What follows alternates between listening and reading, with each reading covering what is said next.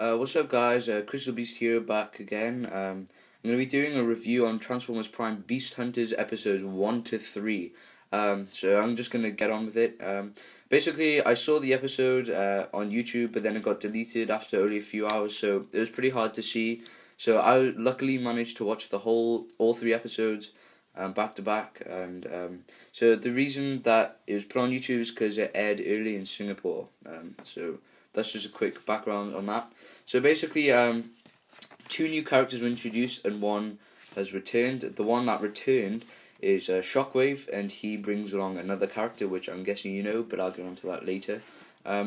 Basically, Shockwave is found. He is supposed to be dead because Starscream told people he was dead during the war.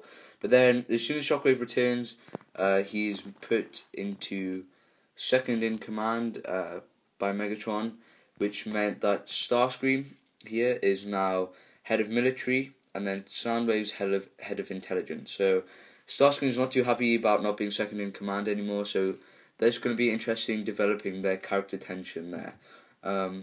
So Shockwave, few G1 references like with the logic and all, but he's pretty badass in the episode, which is pretty cool. I quite like that. Next new character is Ultra Magnus. I'm guessing loads of people saw that he'd be coming into the show just because he's had 2 toys. He's had a Voyager, he's had a Cyberverse, and he's had character models as well. So people just assumed that he'd be coming to the show, and he did. So he's very by the book, the Ultra Magnus. He's very strict. He trained under Optimus Prime, during the war, which I guess makes him pretty tactically aware in how to beat the Decepticons, I guess. He's introduced at the end of episode 2, and then in episode 3 we kind of explore a bit of his background. But he, at the end of episode 3, we assume that he's taking lead of the Team Prime, just because they don't know where Optimus and Smokescreen are, and he's probably like the best leader they have at this point in time. So he's taking lead. Ultra Magnus was the one who managed to track down every Team Prime member, because he could detect those Autobot signals, and he just flew in his ship to each different point in America where they got bridged to, and then he just picked them up on his ship. We see kind of a bit of flight battle between his ship and Predaking, and we see he's a good flyer, like operator of ships, and he's pretty skilled. So it'll be interesting to see what he does in the show. And finally, Predaking gets introduced. Now, Predaking as a character, he's mute, so he doesn't talk at all. He kind of just growls and stuff. He's controlled by Shockwave, who I guess they have some sort of psychic link. He was created by Shockwave.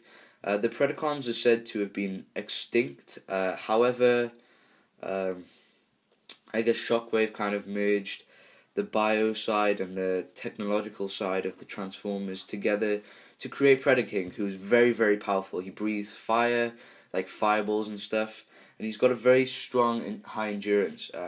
He survives an Energon mine explosion, and he falls down a cliff, gets crushed by rocks, but then he still survives, and he's not even like battered or anything. He's not even like half dead or anything. He's just the same afterwards. So it'll be interesting to see how he fares in hunting down the Autobots.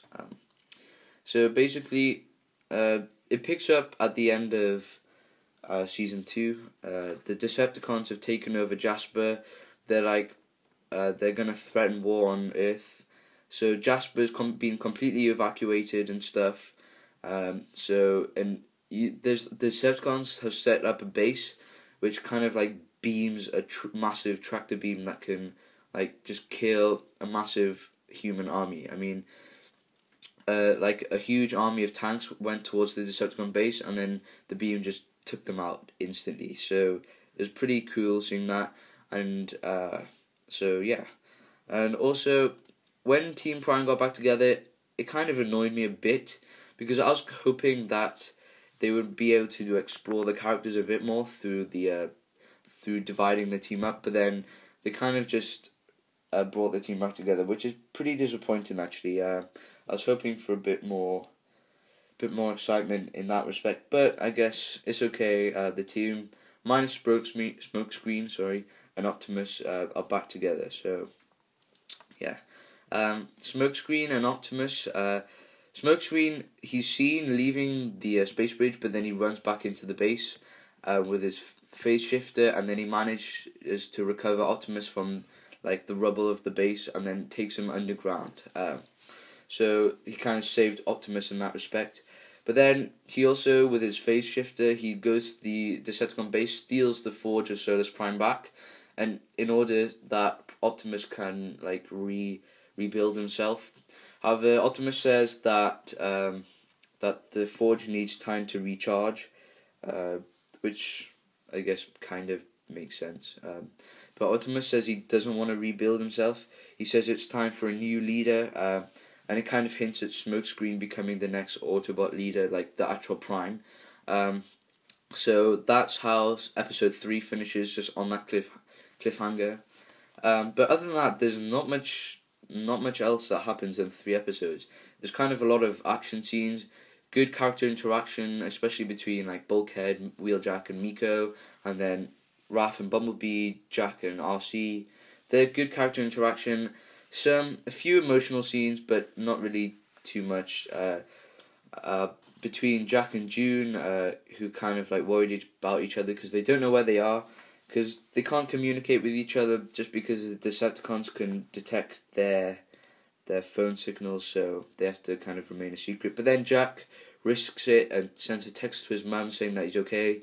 But then Decepticons find Jack, but then he just survives at the end.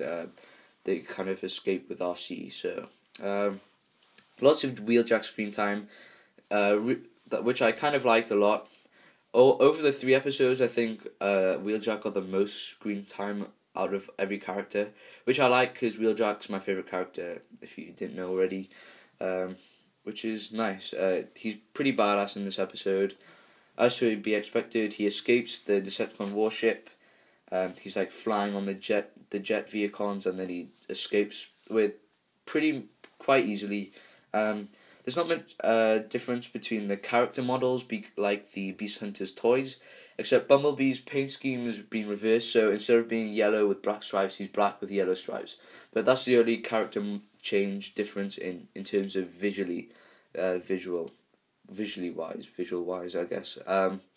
So yeah. But the episode 3 also ends with Ultra Magnus giving each Autobot like new weapons and stuff, which I guess that's how the Autobots get their weapons that they have on their toys. But I'm not 100% sure. It kind of ends on a cliffhanger.